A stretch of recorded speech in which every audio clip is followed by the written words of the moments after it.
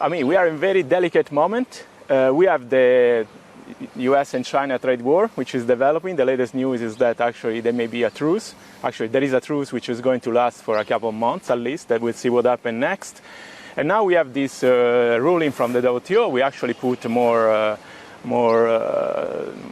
fuel on fire, and so we need to see what will be the reaction to this, especially on the EU perspective. I mean, if the US is going to really to put the tariff on Parmesan and all those things that you just mentioned, and to what extent the EU is going to retaliate. Because if my main concern is actually that we can be in a phase which will be very easy to escalate, since we see the behavior or the stance of the US administration in those kind of confrontations. So we really need to be attentive of what will be the next step from the EU side and then from the US. So in the broader context of your questions, that what are the implications for developing countries and developed countries, I think all these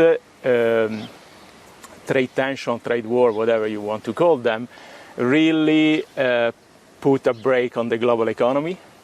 And that's because they create a lot of uncertainties. When there are uncertainty, firms will not be willing to risk investment if they don't know exactly what is the stance of trade policy among countries. So foreign direct investments will be like, we already see them actually have been in decline a lot. So in this context, I think the latest estimates of the global growth in the next year or so will be even lower, or will be so that's broad based though. Yeah. I want to ask you about this. You know, again and again and again over the last 15 months, people have said there are no winners in a trade war. It's lose-lose. But are there economies, based on the research you've done, let's say in the Asia-Pacific region, where they have seen benefits?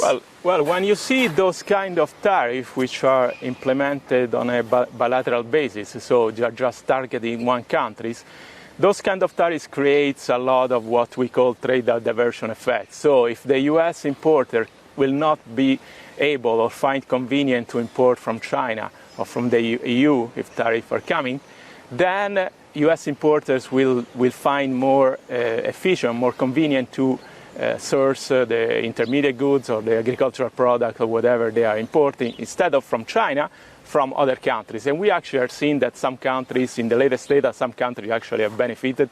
And among them, of course, you see like the closest economy to the US, such as Mexico and Canada, but also a lot of countries which are on the periphery of China, such as Vietnam, Taiwan, the province of China, and even India a little bit, but not as much, but mostly are those four I just mentioned.